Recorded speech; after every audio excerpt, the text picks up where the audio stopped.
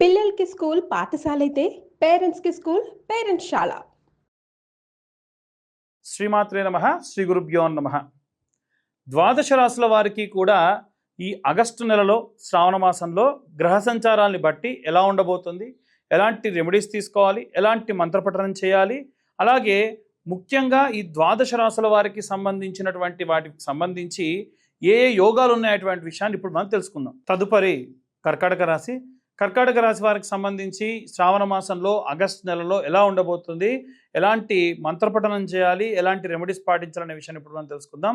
కర్కాటక రాశి వారికి వారి యొక్క లగ్నాత్ బుధాదిత్య యోగం అనేటువంటిది ఏర్పడుతోంది. అది కూడా ఆగస్టు 3వ తారీఖు నుండి నెలంతా కూడా ఉంది.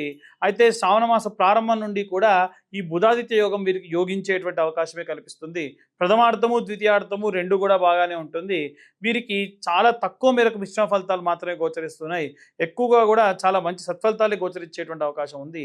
ముఖ్యంగా ఈ యొక్క కర్కాటక రాశి వారికి 12వ ఇంట శుక్రుడు మరియు గురుగ్రహాల సంచారం ఉండడం వలన ఏవైనా సరే పిల్లలకు సంబంధించిన ఎడ్యుకేషన్ విషయంలో కానీ, భార్యకు సంబంధించి ఏవైనా సరే అలంకార రీత్యా ఉన్నటువంటి విషయాల్లో ఖర్చు కానీ, లేదా చీరలు కానీ, బంగారం కానీ, నగలు కానీ, అంటే శుక్రుడు ఎప్పుడైతే 12వ స్థానంలో ఉంటాడో భార్య నుంచి కావాల్సిన అలంకారము, కాస్మోటిక్స్, మేకప్, బంగారము, చీరలు వీటికి సంబంధించి ఖర్చు ఉంటుంది. అయితే మీ యొక్క కమ్యూనికేషన్ని బట్టి మీ పర్సనల్ జాతకంలో ఉన్నటువంటి శుక్రుడు ఉచ్చస్థితిలో ఉంటే ఇవి చాలా తక్కువ మేరకు జరిగే అవకాశం ఉంటుంది. అలాగే గురువు కూడా ఆ యొక్క 12వ స్థానంలో ఉండడం వలన ఖచ్చితంగా పిల్లలకు సంబంధించి కాలేజ్ ఫీజులు, పుస్తకాలు, ఏదైనా ఎక్స్కర్షన్లు వీటికి సంబంధించి డబ్బు ఖర్చు అయ్యే అవకాశం ఉంటుంది. అలాగే 2వ స్థానం నందు కేతుగ్రహ సంచారం ఉంది. 2వ స్థానం ఆస్తులు, అలాగే మీ యొక్క కుటుంబానికి సంబంధించినటువంటి జరిగేటువంటి సంఘటనలు. ఇది 2వ స్థానంలో కేతు వక్రంలో ఉండడం వల్ల అంత శ్రేయస్కరంగా ఏమీ లేదు. అలాగే ఈ యొక్క తృతీయ స్థానం నందు కుజుడు వక్రంలో ఉన్నాడు. దాని వలన విపరీతమైనటువంటి మిస్కమ్యూనికేషన్ ప్రాబ్లమ్స్ అనేటువంటిది ఖచ్చితంగా ఈ రాశి వారికి వచ్చే అవకాశం ఉంది. మీరు ఎవరితోనైనా ప్రాపర్గా కమ్యూనికేట్ చేయకపోవడము, లేదా వారు ఒకటి చెబితే మీరు ఒకటి అర్థం చేసుకోవడం, అసలు పనులు ఇంకేం కావు అన్ని క్లోజ్ చేసిన తర్వాత మళ్ళీ వాళ్ళు పని ప్రారంభించమని చెప్పడం, ఇలాంటివి జరిగే అవకాశం ఉంటుంది. అలాగే ఈ యొక్క ఏకాదశ నవమ స్థానం నందు చూసుకుంటే 9వ ఇంట శని ఖచ్చితంగా హయ్యర్ ఎడ్యుకేషన్స్కి సంబంధించి జరుగుతున్న ప్రతి సంఘటన నుంచి కూడా ఏదైనా నేర్చుకునేటువంటి దానికి సంబంధించి మిమ్మల్ని ఎక్కువగా ప్రేరేపిస్తూ ఉంటాడు. శని లాభంలోనే ఉన్నాడు కాబట్టి వీటికి సంబంధించి ఎక్కువగా ఖర్చు అయ్యేటువంటిది లేదు, కానీ దూర ప్రాంతాలు మాత్రం ప్రయాణించే అవకాశం ఉంది. అష్టమ స్థానం నందు రాహుగ్రహ సంచారము, వారసత్వము, అలాగే ఏవైనా సరే కంబైన్డ్గా ఉన్నటువంటి ప్రాపర్టీస్, ఏదైనా కుటుంబ సభ్యుల నుండి ఉన్నటువంటి ప్రాపర్టీస్ ఏవైతే ఉంటాయో వాటికి సంబంధించి ఇవి కూడా అన్నీ కూడా చాలామంది ఏమనుకుంటారంటే మనకున్న పాత ప్రాపర్టీస్ అన్ని తీసేస్తే మనం బాగా లాభంలో పడతామని చెప్పి కొంతమంది అమ్ముతూ ఉంటారు. తీరా అమ్మిన తర్వాతకే మనకు వచ్చింది ఇంతేనా అన్న ఆలోచనలో ఉంటారు. కాబట్టి ఇప్పుడున్న సమయం అంత శ్రేయస్కరం కాదు. తొందరపడి ఈ సమయంలో మీరు ఎటువంటి ప్రాపర్టీస్ కూడా సేల్ చేయకండి. ఇవన్నీ కూడా గోచార రీత్యా చెప్పేటువంటి విషయంలో మాత్రమే. పూర్తిగా మీ జాతకం విశ్లేషణగా కావాలనంటే మీ పేరు, date of birth, time, place ఉంటే రూ. 2025 ఛార్జ్ చేసి మీకు పూర్తి జాతకం విశ్లేషణతో ఇవ్వడం జరుగుతుంది. ఈ నెల ఎవరైతే జాతకం చెప్పించుకుంటారో కేవలం మన ఛానల్ సబ్స్క్రైబర్స్కి జాతకం చెప్పించుకున్న వారికి ఈ యొక్క జ్వాలాముఖి మాల ఉచితంగా ఇవ్వడం జరుగుతుంది.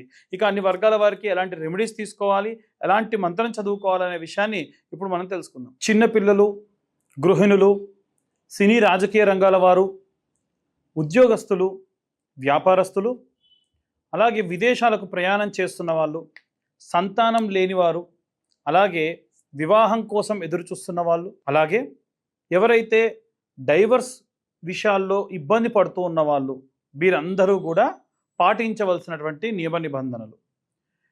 ఈ చెప్పేటువంటి రెమెడీ ఈ అన్ని వర్గాల వారికి వర్తిస్తుంది. ముఖ్యంగా ఉన్నటువంటి కాలమే రాహుకేతువుల మధ్యలో అన్ని గ్రహాలు చిక్కుకొని ఉన్నాయి. ఇది కాలసర్ప దోషం ఈ కాలానికి అని చెబుతూ ఉంటారు. ఇలా ఉన్నందువలన వీలైనంత వరకు మనం చేయవలసినటువంటి రెమెడీస్ ఏమిటంటే, ఒక 5 మంగళవారాల పాటు జంట నాగులకి ఈ యొక్క క్షీరంతో అంటే పాలు పోసి, తర్వాతకి ఎంగిలి చేయనటువంటి నీళ్లు, దేవాలయంలో ఎక్కడన్నా నీళ్లుంటే మట్టి కుండలో పట్టి నీళ్లు పోసి, తర్వాతకి కాసంత పసుపు గంధం కలిపిన మిశ్రమాన్ని కొద్దిపాటి మాత్రమే, దేవాలయానికి ఏం తీసుకెళ్తే అక్కడితో పూర్తవ్వాలి కాబట్టి కొద్ది కొద్దిగా తీసుకెళ్ళండి. గంధము మరియు పసుపు కలిపిన దాంతో రాసి 21 బొట్లు పెట్టాలి. ఒక సర్పానికి 11, ఇంకో సర్పానికి 10 బొట్లు పెట్టాలి. ఆ తర్వాతకి కొత్త మట్టి ప్రమిద ఒక 2 తీసుకెళ్ళి కొంచెం ఒక 10 రూపాయల నెయ్యి, ఒక 3 ఒత్తులు వేసి వెలిగించి, ఒక 10 రూపాయల పూలు, 10 రూపాయల పండ్లు స్వామివారికి సమర్పించి, అంటే మీ శక్తి కొద్దీ, ఇది అన్ని వర్గాల వాళ్ళు చేయాలి కాబట్టి మనం ఈ కొద్దిపాటి చేస్తే సరిపోతుందని చెప్పాము. ఇలా చేయడం వల్ల కుజదోషం ఉన్నవాళ్ళు, రాహుకేతు దోషం ఉన్నవాళ్ళు, సంతానం వివాహం కోసం ఎదురు చూస్తున్న వారికి విశేష సత్ఫలితాలు ఉంటాయి. తర్వాతకి 21 ప్రదక్షిణాలు చేయాలి. ఆఖరి వారం మాత్రం ఖచ్చితంగా 3 ప్రదక్షిణాలు ఎక్కువ చేయాలి, 3 బొట్లు ఎక్కువ పెట్టాలి. దీంతో పాటుగా ఇప్పుడున్నటువంటి గోచార రీత్యా శుక్రుడు మరియు గురువు ఇద్దరు కలిసి ఉన్నారు. దీన్ని బృహస్పతి భార్గవ కలయిక అని అంటారు. బృహస్పతి అంటే గురుగ్రహం యొక్క పేరు, భార్గవుడు అంటే శుక్రగ్రహం యొక్క పేరు. ఈ ఇద్దరు కూడా వక్రంలో ఉన్న కారణం వల్ల చాలామంది ఏమిటంటే పిల్లలు కలగట్లేదు, లేదు వివాహం కావట్లేదు, పిల్లలు చదవట్లేదు, చదివిన మార్కులు రావట్లేదు, మార్కులు వస్తే ఉద్యోగం రావట్లేదు, ఉద్యోగం వస్తే పిల్లలు కావట్లేదు. ఇలా పిల్లలకు సంబంధించిన ఏ దోషం ఉన్నా, లేదా వివాహం కోసం కానీ ఉద్యోగం కోసం కానీ ఎదురు చూస్తున్న వాళ్ళు ఎవరైనా సరే ఇప్పుడు నేను చెప్పే రెమెడీ పాటించవచ్చు. 110 శనగలు ఉంటాయి కదండి, ఆ 110 శనగలు కూడా బుధవారం రోజు స్నానం చేసి, తలస్నానం చేసి, గాజు కప్పులో నీళ్లు పోసి, ఈ 110 శనగలు వేసి నీళ్లు పోసి నానబెట్టండి. వీలైతే శనగలు కొంచెం పెద్ద శనగలు, చోలే శన అంటారు కదా, అలాంటివి తీసుకోండి. మరుసటి రోజు ఉదయాన్నే సూది దారంతో దాన్ని కుచ్చి ఈ 110 శనగలు మాలలా చేయండి. నవగ్రహాలకి కూడా ఉదయం 6:50 లోపు గురుహోరా కాలం పూర్తయిపోతుంది. ఆ లోపే మీరు వెళ్ళిపోయి నవగ్రహాల్లో ఉన్న బృహస్పతి మెడలో వేయాలి. ఇంకా ఏమన్నా చేయగలము అనుకుంటే గోల్డ్ కలర్ క్లాత్లో ఇంకా కొన్ని శనగలు, నానబెట్టిన శనగలు వేసి నైవేద్యం పెట్టవచ్చు ఒక బెల్లం ముక్కతోనే. అలాగే ఒక గోల్డ్ కలర్ రిబ్బన్ లాగా ఉన్నటువంటి క్లాత్ని ఆయన మెడలో కప్పొచ్చు.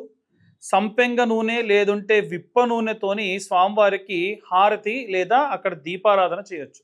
ఇలా చేయడం వల్ల సంతానం లేని వారికి సంతానం, వివాహం కాని వారికి వివాహం, అలాగే ఉద్యోగం కోసం ప్రయత్నిస్తున్న వారికి ఉద్యోగం కూడా లభిస్తుంది. వీరు విశేషంగా ఈ యొక్క రెమెడీని పాటించవచ్చు. ఇలా ఈ శ్రావణ మాసంలో వచ్చేటువంటి ఆగస్టు నెల మొత్తం అంతా కూడా ఈ రెమెడీని పాటించడం, అన్ని గురువారాలు పాటించడం విశేష సత్ఫలితాలు ఇస్తాయి. ఇంకొంతమంది భార్యాభర్తలు గొడవలతో, చికాకుతోని విడిపోవడం, డైవర్స్ దాకా వెళ్ళిపోయిందన్నటువంటి బాధలో చాలామంది ఉన్నారు. ఇలాంటి వాళ్ళు ఈ 5 శుక్రవారాల పాటు నేను చెప్పిన నియమాన్ని పాటించండి.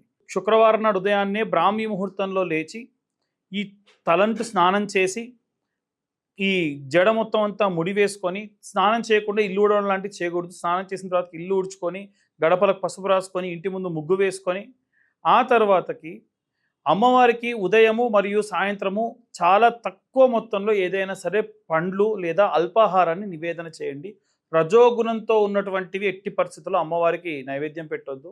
ఆ రోజంతా కూడా మీరు కాళ్ళకు చెప్పులు వేసుకోకూడదు, కాళ్ళకు పసుపు రాసుకొని ఉండాలి.